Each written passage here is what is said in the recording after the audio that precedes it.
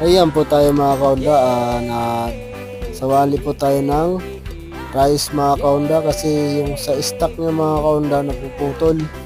Kasi may sidecar siya mga kaunda, mabilis siya mapuputol kasi mabigat yung sidecar. At tapos mga kaunda, gusto may-ari i-stock lang din daw. Gastos lang siya mga kaunda. Kaya pinapalitan ko sa kanya ng oversize para iwas sa gastos, para tipid mga kaunda. Kung hindi pa kayo nakasubscribe sa YouTube channel ko mga kaunda, mag-subscribe na kayo mga kaunda. Salamat sa inyo pagkapanood ng vlog ko mga kaunda.